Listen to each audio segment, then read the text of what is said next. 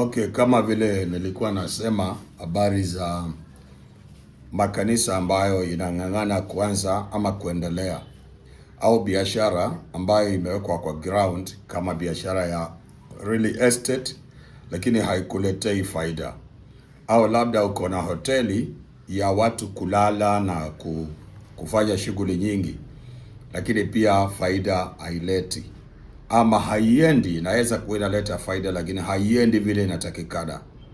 Na pia wale ambao mko na center za mambo ya kifedha kama vile banks ama maeneo pa financial transaction, mali mnafanya mambo ya biashara ya pesa, pia haileti vile unavyotaka. Au hospitali, wale mmejenga hospitali kwa ground na mnapata watu wanakufa ovyo ovyo, au tibu watu wakapona, kila wakati watu wakiletwa wanabaki huko, unavunjika moyo. Hata kama ni daktari unakuta kwamba kuna shida. Walimu, kama mmetengeneza shule haina faida, watoto wanaanguka mitihani, vituko vinafanyika kwa mashule kiasi ya kwamba mpaka unajuta, unashangaa mbona biashara yangu ya shule iko hivi. Inawezekana umeajiriwa, wewe ni mwalimu kwa shule za serikali, au labda umeanzisha kazi yako. Sasa nataka mnisikilize, unaweza kuwa daktari umeajiriwa, ama wewe ni kazi yako mwenyewe, au inaweza kuwa wewe ni mtu wa benki unafanyia benki nyingine kazi, ama hiyo benki ni kazi yako wewe mwenyewe ndio umeanzisha. Au labda tuseme wewe ni pastor umeajiriwa kufanya kazi ya uchungaji na kuna mtu anakulipa, au labda wewe ndio mwanzilishi wa hiyo huduma. Nisikilize kwa makini, mtasaidika. Factory, wale wako na makampuni za biashara za magari, public transport, kubeba watu maajali kila wakati, mikosi kila wakati. Nataka niwaambie, unaona ardhi, kuna kitu ambayo inataka kutoka kwa mtu yoyote ambaye anaanzisha kazi katika hiyo ardhi, awe upande wa Mungu au upande wa adui. Kuna kitu ambapo unatakana kujua kinatakikana kwa ardhi, ili elementi zote za ardhi na vipengele vya ardhi vifanye kazi na wewe. Jambo la pili, vikubali, vinahitaji sadaka aina fulani, na ili viweze kukubali hiyo sadaka, mpaka ujue ni sadaka aina gani ambao hiyo sehemu unataka kujenga hiyo jumba, ama hiyo sehemu umeanzisha hiyo biashara inahitaji sadaka ya aina gani. Unanielewa, mtu wa Mungu? So ile ni jambo ambalo ni lazima uweze kuelewa, lazima uweze kujua, lazima uweze kufahamu. Na ukishaelewa, ukishajua kwamba kunatakana kuchunguza, maana hata crowd pool ambazo tunafundisha haziweki kwa kila maeneo. Lazima uangalie hii eneo la ardhi hii ni madhabahu gani yanayopiga ardhi hii na yanapingana na kazi ambayo nimeiweka hapa. Iwe ni kazi ya kibiashara ya hoteli, iwe ni kazi ya kikampuni ya magari, au ni kazi ya kihospitali ya kuponya watu na kusaidia watu kupata afya nzuri, au iwe ni mambo ya kiroho ya kanisa, ya huduma za kiroho, au ni empowerment programs za kusaidia watoto au wamama au vijana au watu wakongwe. Mradi wowote ule ambao unaweka kwa ground kama wa kibiashara, vizuri uelewe madhabahu ya hapa yanataka ni aina gani, yanapiga watu, na ujue madhabahu yale yanaweza kuridhishwa kivipi, kwa kuvunjwa kwa njia gani. Kuna demand ya sadaka ambazo zinahitajika, dhabihu ambazo zinatakana kutolewa pale, ili anga ile ya ardhi ile ikubaliane na kazi ambayo unaifanya iweze kuinuka. Unakuta watu wanajenga majumba mahali, wakati mtu anatabika anakaa kwao, wakati ambapo ameshafaulu anajenga, ananua shamba mahali, alafu anajenga jumba la muhimu la boma lake. Akishaanza kuishi kwa ile boma anakufa, alafu anazikwa hapo. Unakuta kwamba hakufurahia kazi ya mikono yake. Na unajua maandiko inasema kwamba heri kila mtu amchaye Bwana, aendaye katika njia zake, hakika kazi ya taabu ya kazi yako utaila. Nasema taabu ya kazi ya mikono yako utaila. Katika Zaburi pale kuna maandiko pale inazungumza pale, Zaburi 128 pale. Heri kila mtu amchaye Bwana, aendaye katika njia zake. Utakula kazi, matunda ya kazi ya mikono yako, tabu yako utaila. Mungu anakuhakikishia. Sasa wakuta mtu anaanzisha kitu, anafanya, kisha maliza, akianza kuleta matunda anaondoka. Ulichunguza ardhi ile mali uliingia? Ama uliita tu hao wahubiri wanakuja kumwaga mafuta na kula kuku mzuri na chakula pale na kuondoka na sadaka nono kwa bahasha, nono kwa mikono, kwa mifuko, na hakuna kitu yenye spiritual check up ambayo haijafanyika? Madhabahu yamebaki pale pale. Umededicate kitu ya wenyewe kwa mtu mwingine, haifanyi kazi. Yesu akasema, Kaisari mpe Kaisari na ya Mungu mpe Mungu. Kitu ambacho kimekuwa katika mikono ya adui uwezi ukakipatia mtu mwingine kama hujakosana na kuharibu adui na kuhakikisha kwamba mumeachana, imeachiliwa. Ndio ikishaachiliwa ndio ipaitie kwa mtu mwingine.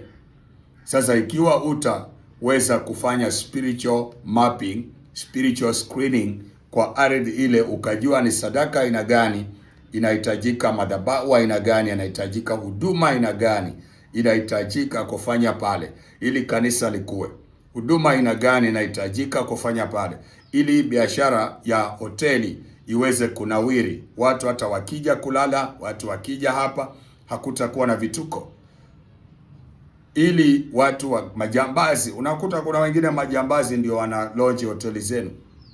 Unakuta hoteli zingine tu uko nazo, wale watu ambao wanalala na wake za watu ndio wanapenda kuingia kwa hiyo hoteli yako. Unakuta ule ni mke wa mtu, ule mke wa mtu mwingine, ule ni mume wa mtu mwingine, ule ndio wana lodge. Hoteli yako inabaki na malaana tupu. Watu wenye wanafanyia ndani vituko ni wale watu ambao imekataa, ndio wanafanyia vituko hapo. Wewe hakuna siku unapata biashara ya watu clean. Watu ovyo walaya majambazi wakuja kupangia hapo jinsi ya kubomoa banga zingine na kuhepa kuingia hapo ili wakitoroka. Sababu ujaangalia madhabahu yale. Sasa kazi zako zinafanyishwa za hasara, ambapo pesa unapata, lakini pesa ile unapata haitokani na mikono mizuri ambayo iliipata. Wewe mwenyewe huna hatia kwa hiyo pesa, lakini unalishwa vitu ambavyo havitakusaidia, unalishwa vitu ambavyo vitakuharibia. Sasa madhabahu lazima uangalie ardhi ile ina madhabahu aina gani. Kama ni biashara ya kampuni ya magari, unakuta zinafanya ajali kila wakati. Mikosi inafuata tu, gari yako imegonga, mikosi inafuata, gari yako imepata ajali kila wakati, mpaka mnafungiwa, unaenda hasara. Ni majumba, unaweza kaa na real estate, watu hawaingii, ziko pale, ziko wazi, ma Airbnb ziko pale, umetengeneza ma bedsitter, nothing that is happening. Hakuna mtu anaingia, au wakiingia wanapata matatizo, hawezi kulipa. Sasa mwanangu, haya ninasema unapaswa uyaangalie, unapaswa uyachunguze, unapaswa uyajue vizuri namna vile utakavyofanya ili uweze kusaidia, uwe na mtu ambaye anaweza kukuonea kiroho, akachunguza ardhi pale unataka kuanzisha biashara au umeanzisha. Peleleza maeneo haya, ni sadaka aina gani inatakana. Nilisema habari za kuchinja, watu wengine wakasema damu ya Yesu inatosha, damu ya Yesu. Habari za kuchinja, hatuchinji ili tusamehewe dhambi. Hatuchinji mnyama kumtolea sadaka ili tusamehewe dhambi. Tunachinja ardhi na demand mahali ulipo. Ndio inaitwa element of the earth, motherland. Ndio ikubaliane na biashara yako pale. Mungu ameshakubali, lakini kuna mamlaka ya duniani hapa ambayo anahitaji nayo uyasikilize ndio uweze kupenya hapo. Unajua walokole mnisikize na hii. Wengi wanasema when Jesus says yes, nobody can say no.